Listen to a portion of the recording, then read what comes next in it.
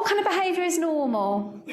Hopefully that all looks familiar, that list. There's the kind of the verbal end, which might be arguing, bickering, teasing, name-calling, those kind of things. There's the play behaviour conflict, so conflict within play that might be fighting over a game, fighting over a toy, excluding each other from play, refusing to share, that kind of conflict behaviour. And then we've got the more aggressive, the more physical side of it, of actually hurting each other in some way or another. Does that look familiar? Is there anything not on that list that you think, actually, what my two do isn't up there? Anything in particular? Have I covered it? Trying to monopolise parents. Trying to monopolise their parents, yeah. So that kind of, which brings us really neatly onto the next point, which is why do they do it? Evolutionary psychologists would say that it's all about fighting for the milk supply, which it's not really milk, it's normally love and attention, isn't it, that they're really fighting for. There is a theory, a model of thinking about this, which is about the fact that children know there's a limited amount of you on offer, and that they sometimes feel that they have to compete for that. Yeah? And that can lead them to behaviour which is very difficult as a parent, because you've got 2 people or 3 people or 4 people making demands on you at the same time. So that's one.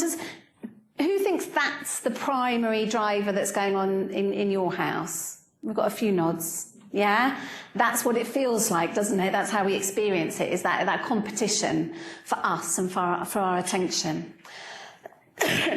The other way of thinking about it, another way of interpreting it, is around them having to strive against each other to find their identity, yeah, or to define their identity. And this sometimes can be apparent very early on, or maybe slightly older in childhood, that children will define themselves according to what they're not.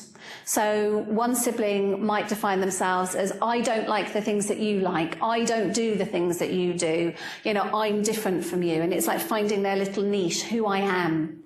And sometimes that can tip over, particularly if there's a little bit of a lack of self-esteem, to what you do is wrong, what you do is silly, what you do is, and belittling the other one as a way of reassuring themselves that what they do is better or is more important. Does anybody recognise that as a pattern?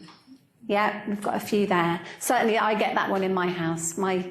I have 2 boys, and the younger one will not, by definition, like anything anymore that the older one does. You're guaranteed, he won't do it.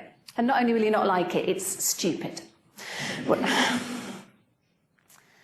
are other factors, just different ages, usually. Siblings are different ages, and therefore there's conflict built in according to what they can do, what they're capable of, what they're interested in, what you allow them to do. Being at different stages, it might be the younger one hasn't learned some of the social skills or the sharing skills that an older one is expecting, yeah, and that can cause conflict. Or you might have an older child who doesn't want to do and be involved in the babyish things that the younger one is doing. So just being at different ages and stages can make a difference. And emotion, yeah? That sense that frustration, anger, big emotions that children are experiencing as part of play behaviour in particular, and not being able to control them in a positive way. Those coming out as conflict.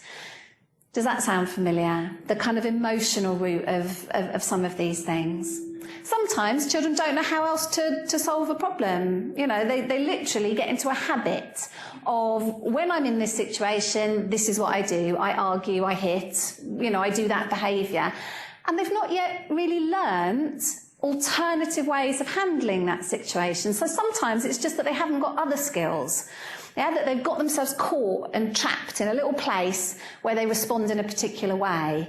Yeah, and it can be really frustrating, because we think, how can I get them out of that to do it another way? And sometimes there's a payoff. Yeah, sometimes if you behave in certain ways, or if children behave in certain ways, they get what they want. Or they get out of doing something they don't want to do.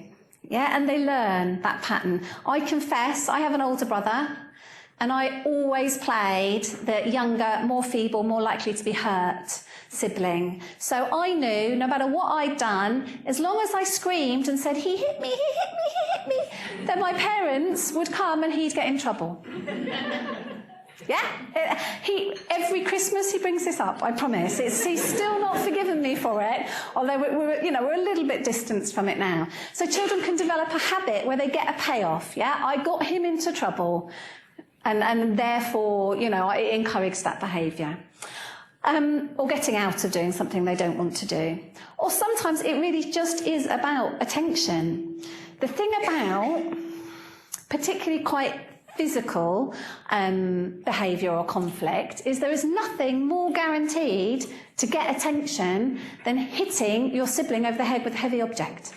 Because no parent ignores it. No matter what they're doing, suddenly anything else you're doing will not be important. And you will come running, when they scream.